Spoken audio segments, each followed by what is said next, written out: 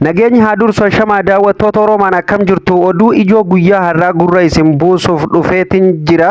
Walitti bu'iinsa daangaa Oromiyaa fi Soomaaliyaa irratti guyyaa kaleessaa mudateen namoota 200,000 fi 88,000 ol akka qe'ee isaanirraa buqqa'ee Addis Istaandaardiin gabaasee jira. Bal'inaan isinitti hima. Kanumaan wal qabatee aangaa'onni godinaalee naannoo Somaalee fi Oromiyaa lakkoofsa kana gareewwan madaalii namootaaf mirkaneessanii jiran jechuudha. Kanatti aansee oduu cabsaan guyyaa har'aa jirtu Itoophiyaan akka addunyaatti maallaqni rakkishee biyyoota 25 qofa akka dursitu gabaafamaa jira jechuudha. Maallaqni Itoophiyaa akka malee rakkishee biyyoota 25 qofa caalee argame jechuudha akka addunyaatti jechuudha. Zeeroo irratti deebi'uuf biyyoota 25 qofatu dura jira jechuudha. Oduu keenya biraatiin sararri daandii qilleensaa Itaad Abudaabiin gara Finfinneetti balalii idilee eegaluuf akka jirullee himamee jira jechuudha. Kanallee bal'inaan kan isiniin gahuta jechuudha. Oduu keenya dhumaatiin dhaabbanni mootummoota gamtoomanii lakkoofsa humna nagaa eegdota idil addunyaa 25 hir'isuuf akka ta'ullee himamaa jira. Kanallee bal'inaan isiniin gaha. Akkam jirtu daawwattootaaf kabajamtoota Oromaan. Oduulee gaggabaaboo hanga ammatti gurraan isin ga'ee bal'ina isaa akka itti aanutti isiniif qindeesseetiin jira. Namoonni chaanala keenyaaf haaraa taatan sabiskiraayib godhaa. Viidiyoollee namoota hedduu bira akka dhaqqabuuf laayik sheer gochuu hin dagatinaa. Daawwattoota keenya jalqaba irratti walitti bu'iinsa daangaa Oromiyaa fi Soomaaliyaa irratti mudatee namoota 200,000 fi 88,000 ol qe'ee isaanii irraa akka buqqa'anillee dubbatamaa jira jechuudha. Akkuma beekamu guyyaa muraasa dura jechuudha cina sanii lola baay'eetu deemaa ture jechuudha gara Harargee baatiin jechuudha. Daangaa biyyattii cabsanii seenanii liyyuun haayilii Sumaalee guyyaa kaleessallee lola cina san keessatti banteen namoonni tokko lubbuu dhabuutu dubbatamaa jira jechuudha. Akkasumallee Jijjigaa keessatti manni baay'een mana 10 ol akka gubate himamaa jira. Miidiyaaleen gurguddaan addunyaa wal harkaa fuudhaa jiran jechuudha. Akkuma beekamu lola daangaa Oromiyaa fi Somaalee gidduutti uumameen bara 2018 irraa eegalee jiraattonni hedduun akka buqqa'anillee ni beekama jechuudha.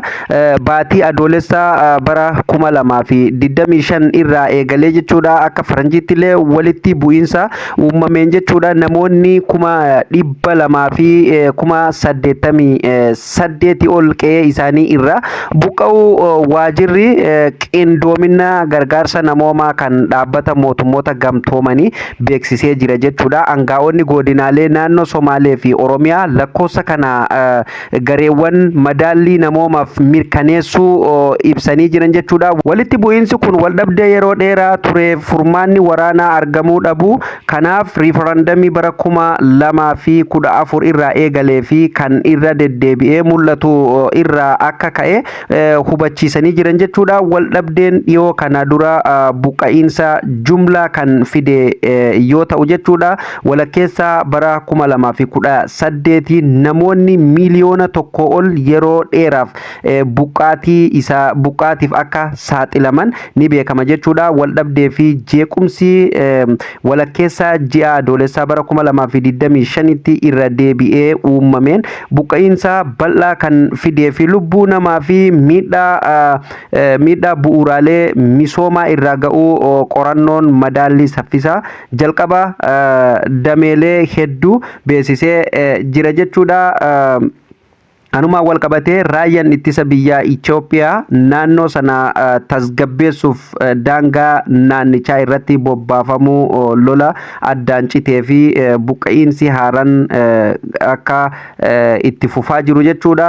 Gabaafamuu itti fufee jira jechuudha. Daawwattoota keenya egaa uummata keenya warra buqqa'anillee rabbi qe'ee isaan irratti haa deebisu, rabbi nagaa buusu jennee kanallee kanumaan bira darbuuf yaalla jechuudha. Daawwattoota keenya kanatti aansee oduun ijoon irra isiniif qabannee Itoophiyaan maallaqa bushaa'aa yookaan maallaqa rakkishaa qabaachuu akka addunyaatti biyyoota 25 qofa akka caaltuutu himamaa jira jechuudha. Daawwattoota keenya hedduu waan nama ajaa'ibaati. Bara 2025 keessa maallaqni Itoophiyaa Itoophiyaa birriin gatiin isaa yoo madaalamoo akka addunyaatti biyyoota 25 qofa caaluun maallaqa bushaa yookaan maallaqa rakkishaa ta'uun sadarkaa 26ffaa irratti akka jiraachuu isaa jechuudha. Dhaabbanni diinagdee XCS onkoloolessa 7/2025 gabaasee jira jechuudha. Madaalli gatii kana kan geggeesse maallaqni biyyoota doolaara Ameerikaatti yoo jijjiirame hangam akka ta'u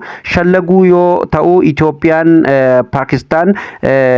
Paakistaanii fi Yemenitti 25 aansuun sadarkaa 26ffaa irraa akka teessellee dubbatamaa jira jechuudha. Daawwattoota keenya kabajamoo fi jaallatamoo hedduu waan nama dhibuudha jechuudha. Akka addunyaatti maallaqni bushaa'an yookaan maallaqni gad aanan akka malee rakkishaa biyyoota 25 dura jirtu kana yoo ta'e malee jechuudha Itoophiyaadha jechuudha. Kana jechuun gaa namoonni hin galiniif fakkeenyaaf dura jirti yeroon isiniin jedhu biyyoonni 25 akka addunyaatti biyyootni 25 birriin isaanii birrii Itoophiyaa irraa rakkisha jechuudha. Birrii Itoophiyaa irraa baay'ee rakkisha. Fakkeenyaaf kanneen akka Yemen, kanneen akka Soomaaliyaa, biyyoonni akkanaa kun jechuudha. Biyyoonni akkuma Afrikaattu jechuudha. Biyyoonni akkanaa kun sharafnis akka addunyaatti birrii Itoophiyaa irraa rakkisha jechuudha. Birriin Itoophiyaatti qorra wayyaadha jechuudha. Biyyoota 25 kana malee akka addunyaatti birriin Itoophiyaa baay'ee gadi bu'aadha jechuudha. Hundaafuu waa kana waanuma waliin argaa jirru jechuudha. Kanatti aansee jechuudha sararri daandii qilleensaa Itaad Abuu Daabiin gara Finfinneetti balalii idilee eegaluuf akka jirullee onkoloolessa 9/2025 beeksisee jira jechuudha. Daandiin qilleensaa Itaad Abuu Daabiin kaleessa onkoloolessa 9/2025 jechuudha balalii idilee gara Finfinneetti taasisuu eegalu dubbatamaa jira jechuudha. Sararri daandii qilleensaa Itaad gara Finfinneetti balalii taasisuuf waliigaltee Itoophiyaa waliin bara darbe mallatteessee hordofuun balalii kana eegaluu isaa eeramaa jira yookaan ibsamaa jira jechuudha. Daandiin qilleensa Itoophiyaattis hanga darbe gara buufata xiyyaaraa idil addunyaa United Arab Emirates kan ta'e jechuudha. Zaayidiitti balalii eegalee akka turellee ni beekama jechuudha. Kanumaan wal qabatee sirna balalii eegalchiisuu kana irratti hojii geggeessan daandii qilleensa Itoophiyaa obbo Masfin Xaasoo akkasumas hojii geggeessan daandii qilleensa Itaad Antonaldo Novas argamuun gabaafamee jira jechuudha. Dhuma irratti gaa dhaabbanni mootummoota gamtoomanii lakkoofsa humna nagaa eegdota idil addunyaa 25 hir'isuuf akka ta'amellee dubbatamaa jira jechuudha. Onkoloolessa 9/2025 dhaabbanni mootummaa gamtoomanii UN Ameerikaan gargaarsa ishee hir'isuu irraa kan ka'e jechuudha. Lakkoofsa humnoota nagaa kabachiiftota addunyaa 25 hir'isuu beeksisee jira jechuudha. Akkasumallee nagaa eegdonni dhaabbata mootummoota gamtoomanii 50,000 ol kutaalee addunyaa garaagaraa keessatti dirqamarra jiran keessaa 13,000 hanga 14,000 akka gara mana isaaniitti deebi'aniif ajajni bara 2025 hanga 26tti jechuudha nagaa kabachiisuuf ramadamuu 15 akka gadi bu'u ibsamee jira jechuudha. Murtoo lakkoofsa humnoota nagaa kabachiisaniif baajata nagaa kabachiisuuf ramadamuu xiqqeessuu kanarraa kan gaame jechuudha. Sababa Ameerikaan deeggarsa kana dura dachaa turte hir'iftee ta'uu gabaasichi ni ibsa jechuudha.